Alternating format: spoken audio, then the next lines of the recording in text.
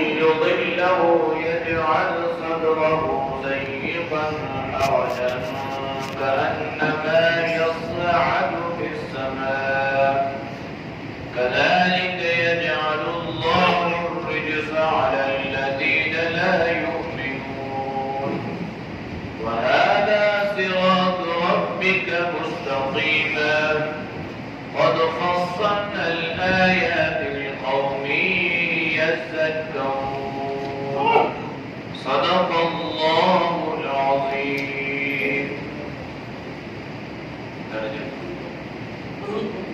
وَإِذَا اور جب جاءکم آئی ان کے پاس آیت نشانی قالوا کہتے ہیں لن نؤمن ہرگز ہم ایمان نہیں لائیں گے حتی یہاں تک نوتا ہمیں دیا جائے مثل برابر ماں اس چیز کے اوتیا جو دی گئی رسول اللہ کے پیغمبروں کو اللہ اعلم اللہ خوب جانتا ہے حیث جہاں یجعل رکھتا ہے رسالتہ اپنی رسالت کو سیصیب الذین ان قریب پہنچے گی ان لوگوں کو اجرموا جو گنہگار ہیں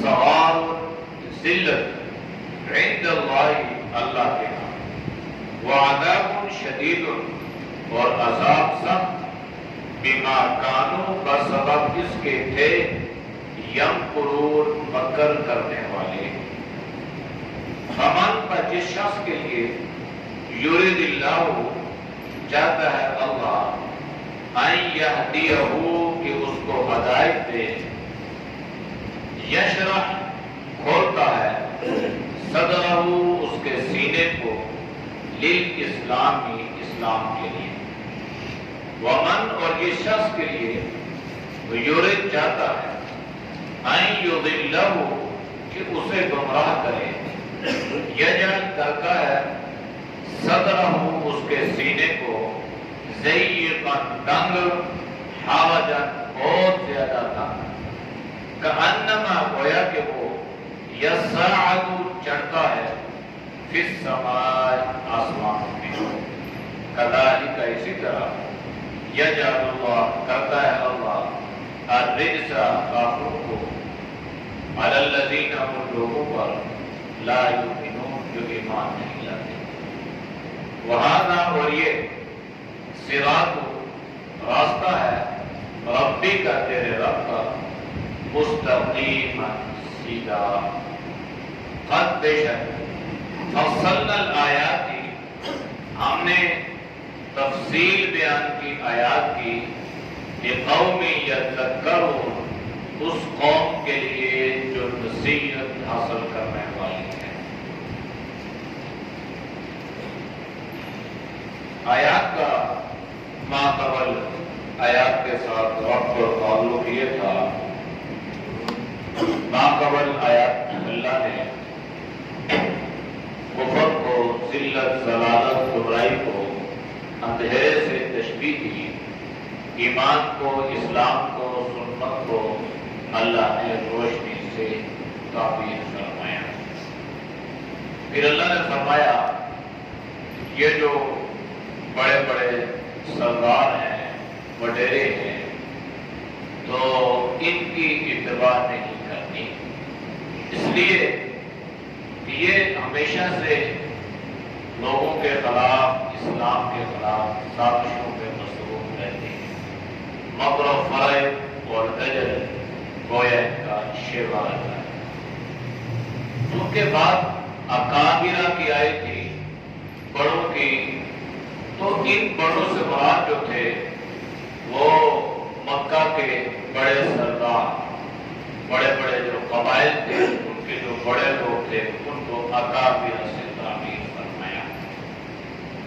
تو اگر اسی بات کو دیکھا جائے تو آج بھی ہمارے ملک میں ہمارے دیہاتوں میں ہمارے اکثر گاؤں میں یہی طریقہ رائے ہے کہ اس گاؤں کا جو بڑا ہے، چاہے اس کا کوئی گنبا قبیلہ کیوں ہو، تو اس کی کوشش یہ ہوتی ہے کہ وہ اپنے ماتحت لوگوں کو دبا کے رکھے۔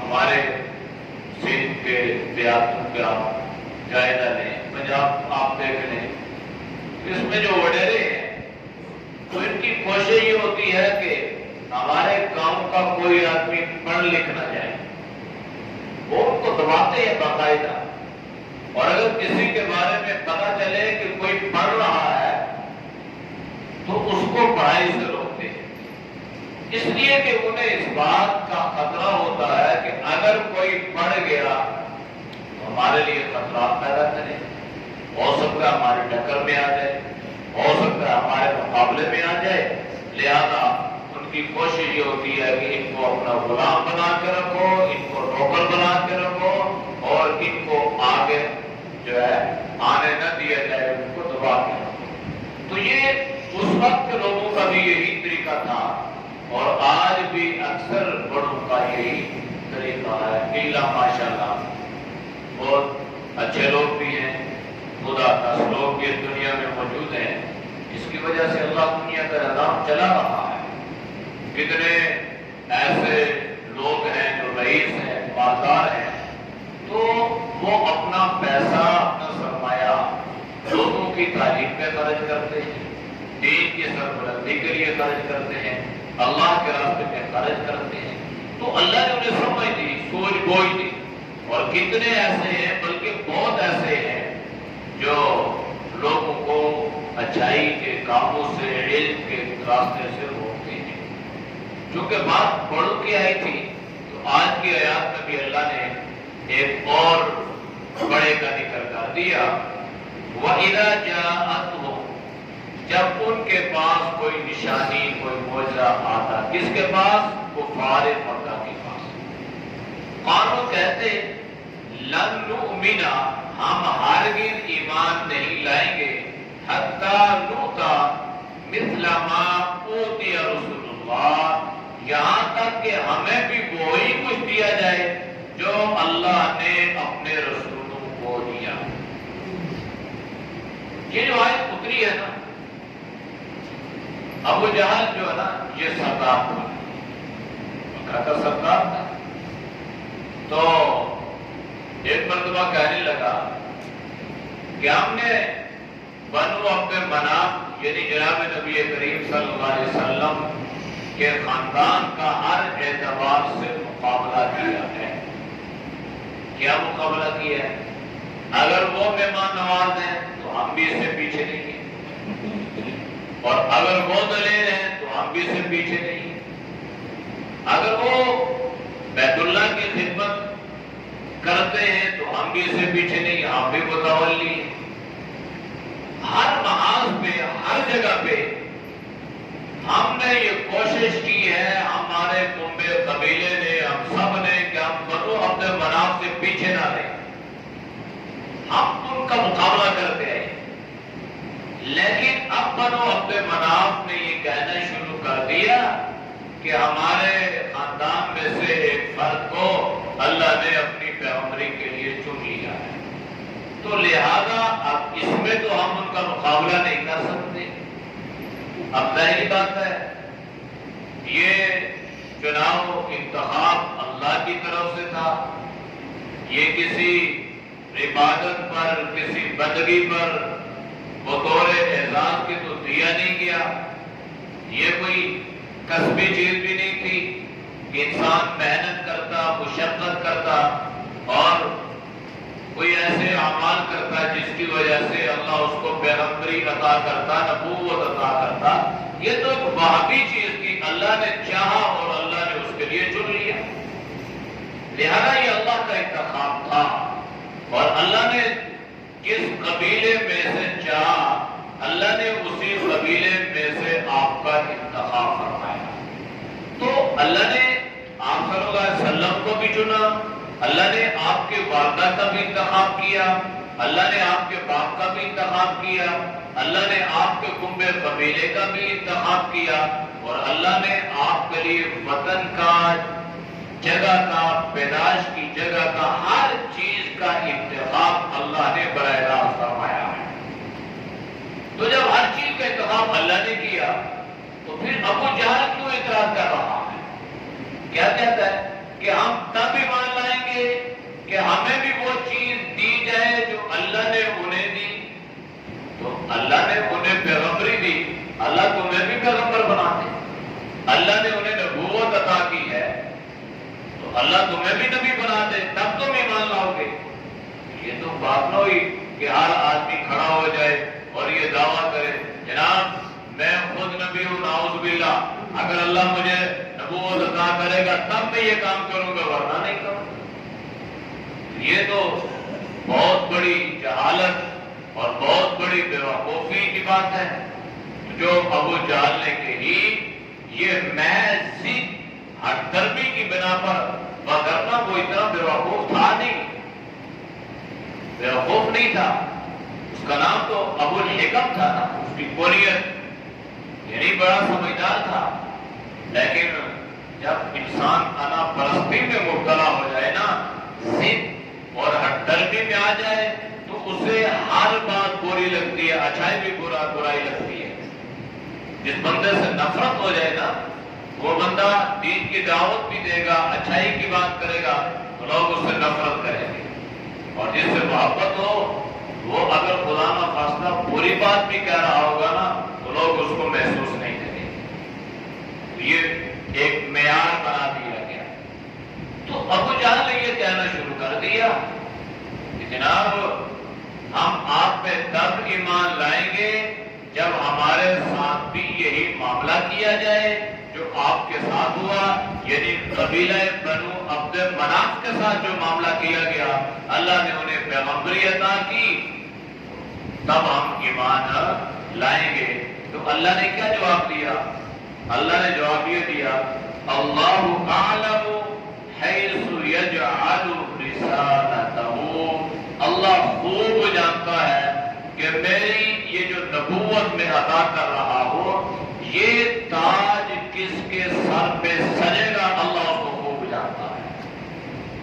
اللہ جانتا تھا کہ آپ صلی اللہ علیہ وسلم پہ یہ تاج سجے گا، تو اللہ نے یہ تاج نبوت جناب محمد صلی اللہ علیہ وسلم کو عطا کر دیا۔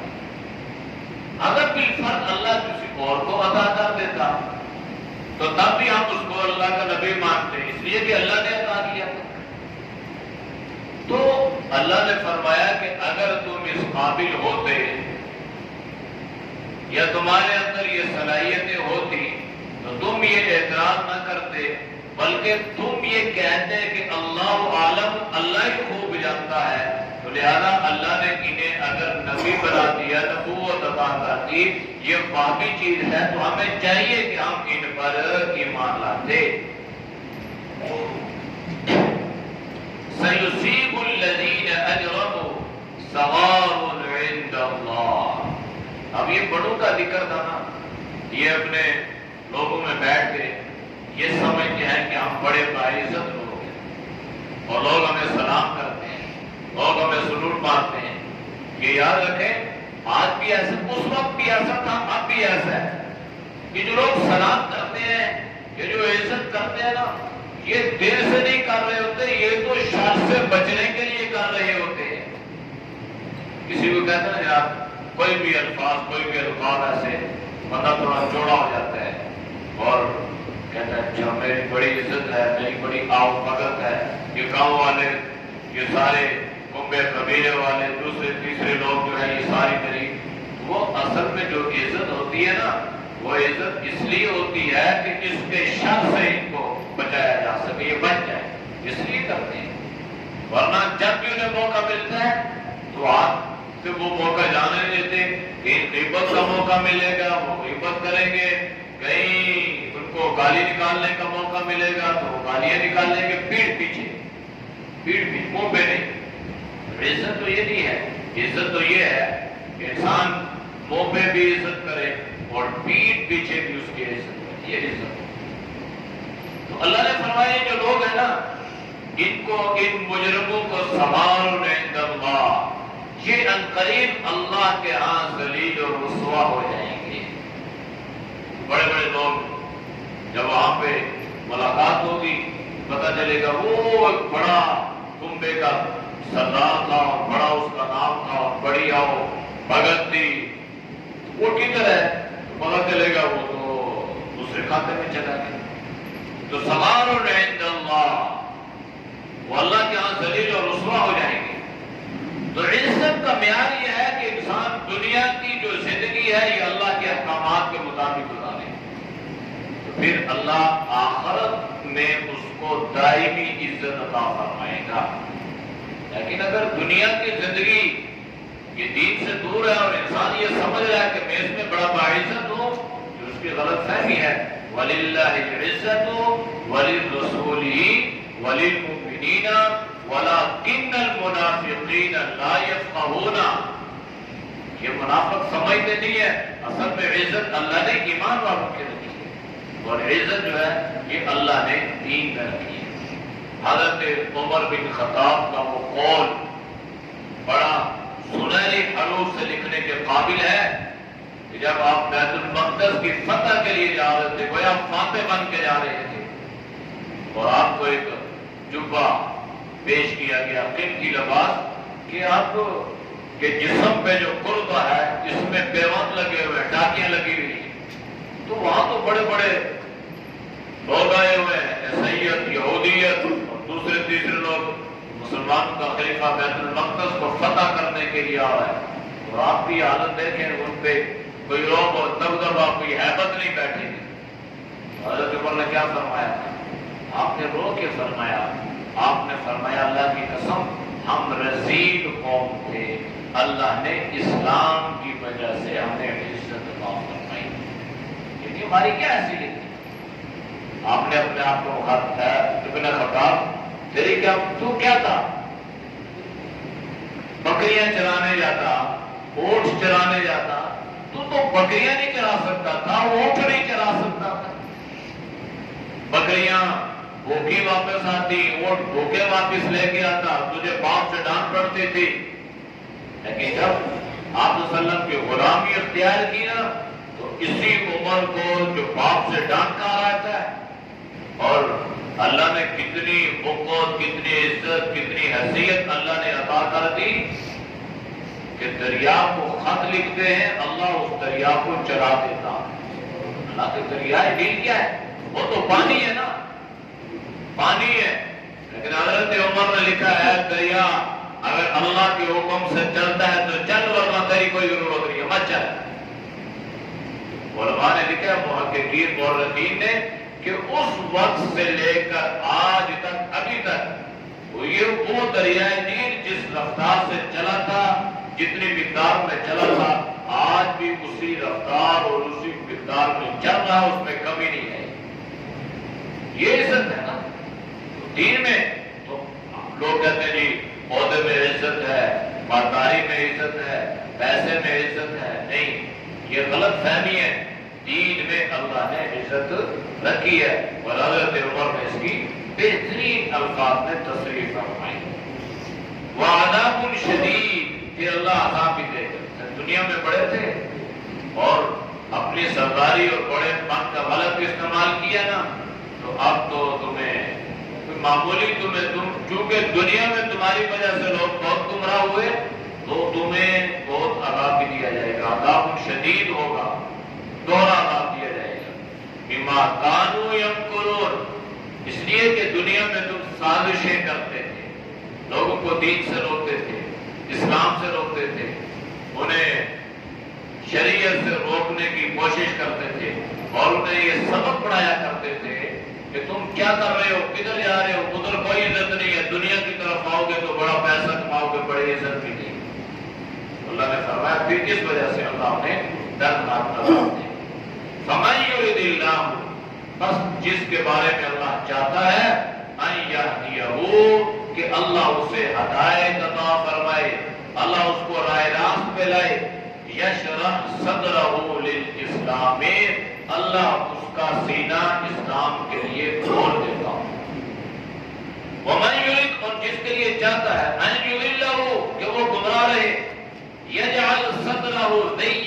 حرجا كأنما يصعد في السماء. اللہ اس کو سینے کو ایسا تنگ کر دیتا ہے جس طرح آسمان پہ چڑھنا مشکل ہے، اس طرح اچھی بات کا سمجھنا اس کے لیے مشکل ہو جاتا ہے. جب یہ آیت اتری تو صحابہ نے پوچھا اللہ کے نبی اس سے کیا مراد ہے؟ شرح صدر کس چیز کا نام ہے اور سینے کی تنگی کیسے ہوتی ہے اور اس کے آثار کیسے ظاہر ہوتے ہیں؟ اللہ کے نبی نے فرمایا کہ شرح صدر یہ ہے نا کہ اللہ دل کے اندر ایک روشنی پیدا کرتا ہے، ایک نور اللہ پیدا کرتا ہے اور اس دل کو اللہ اس قابل بنا دیتا ہے کہ یہ اچھی بات کو سمجھنے لگتا ہے اور اس پر عمل کی کوشش کرتا ہے. جس کے بارے میں اللہ کے نبی نے دعا فرمایا اللہ قلب سلیم عطا فرمائے، سلامتی والا دل اللہ عطا فرمائے. اور جس کے دل میں تنگی، تجاوز، بغض اور حسد بنا ہوتا ہے اللہ اس کو اپنے ہی آپ میں چھوڑ دیتا ہے. اس کے دل میں کوئی نورانیت، کوئی روشنی پیدا نہیں ہوتی، یہاں تک کہ اچھائی اسے بری لگتی ہے اور برائی اس کے لیے آسان ہو جاتی ہے. برائی سے محبت اور اچھائی سے نفرت اس کے دل میں پیدا ہوتی ہے. یہ اللہ پاک کا شکر ہے اور اس پہ اللہ کے انسان کو اور بالخصوص ہمیں بہت اس پہ اللہ کا شکر ادا کرنا چاہیے. گویا اللہ نے ہمارا شرح صدر فرمایا اور اسلام نے اسلام کی دولت ہمیں عطا فرمائی، پھر اللہ نے ہمیں اس عمل کے ساتھ جوڑ دیا. اللہ نہ جوڑتا ہم نہ جڑتے، ہم یہاں پہ نہ بیٹھتے، دنیا نہیں بیٹھتی، ہم بھی نہ بیٹھتے. تو یہ اللہ کا ہمارے اوپر فضل ہے کہ اللہ نے یہ شرح صدر فرمایا اور اللہ نے ہمیں یہ نورانیت عطا فرمائی اور اللہ نے ہمیں ہمارے دل کو اس قابل بنایا کہ ہمارے دل میں یہ صلاحیت پیدا ہوگی اور ہماری قرآن کی اہمیت اللہ نے ہمارے دل میں پیدا فرمائی. اسی کو اللہ کے نبی نے یوں فرمایا مَن يُرِدِ اللَّهُ بِهِ خَيْرًا يُفَقِّهُ فِي الدِّينِ. اللہ دنیا میں جس کے ساتھ خیر کا ارادہ فرماتے ہیں اللہ اس کو دین کی سمجھ عطا فرماتے ہیں. تو یہ اللہ نے ہمارے ساتھ خیر کا ارادہ فرمایا ہے، اس لیے اللہ ہمیں یہ آہستہ آہستہ یہ سمجھ عطا، تو اس پر بھی اللہ کا شکر ادا کرنا چاہیے. کذالک یجعل اللہ الرجس، اسی طرح کیا اللہ نے رجس، ناپاکی، کفر، خباثت علی الذین، ان لوگوں پر لا یؤمنون جو ایمان نہیں لاتے. ان کا سینہ یوں تنگ ہو گیا خباثتیں اور برائیاں اور نفرتیں اور کفر جو ہے یہ اس نے ان کے دل میں ڈیرے لگا لیے اور ہر برائی سے محبت کرنے لگے. وہذا صراط ربک مستقیما، یہ جس کو اللہ ہدایت کا راستہ عطا فرما دے یہی تیرے رب کا سیدھا راستہ ہے. قد فصلنا الآیات لقوم یذکرون، اللہ نے ہر بات کو تفصیلاً بیان کر دیا ہے تاکہ لوگ اس کے ذریعے سے نصیحت حاصل کریں. اعوذ باللہ من الشیطان الرجیم، بسم اللہ الرحمن الرحیم. وَإِذَا جَاءَتْهُمْ آيَةٌ قَالُوا لَن نُّؤْمِنَ حَتَّى نُؤْتَىٰ مِثْلَ مَا أُوتِيَ رُسُلُ اللَّهِ اللَّهُ أَعْلَمُ حَيْثُ يَجْعَلُ رِسَالَتَهُ سَيُصِيبُ الَّذِينَ أَجْرَمُوا صَغَارٌ عِندَ اللَّهِ وَعَذَابٌ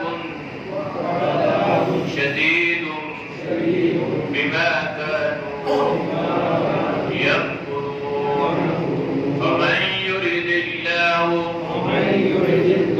أَن يَهْدِيَهُ يَشْرَحْ صَدْرَهُ لِلْإِسْلَامِ وَمَن يُرِدْ أَن يُضِلَّهُ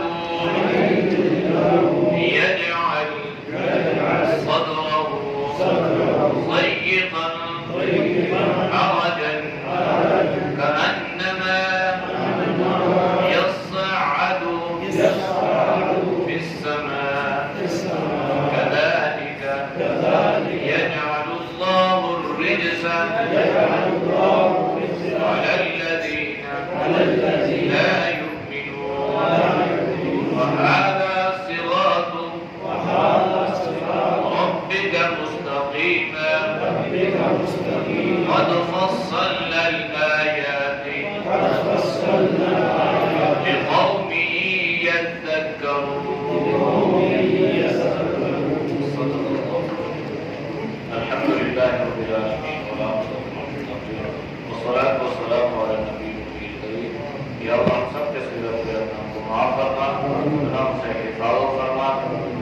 اعمال کی توفیق نصیب فرما۔ یا اللہ تو ہم سب کو شرح صدر عطا فرما۔ یا اللہ ہمارے دل میں ایمان کی نورانیت پیدا فرما، ہدایت پر استقامت عطا فرما، ذل ضلالت سے گمراہیوں سے اللہ پوری امت کے حفاظت فرما۔ یا اللہ جتنے دوست و بزرگ تیری رضا کے لیے درس قرآن سنتے ہیں، اللہ ان کے سننے کو قبول کرنا۔ یا اللہ تو ہم سب کی جان مال ایمان میں، یا اللہ صحت میں خوب برکتیں عطا فرما، ہر آزمائی سے، ہر امتحان سے، ہر شر فتنے سے اللہ تو ہم سب کے حفاظت فرما، ہمارے بال بچوں کی حفاظت فرما۔ صلی اللہ تعالی علی نبی کریم برحمتک یا ارحم الراحمین۔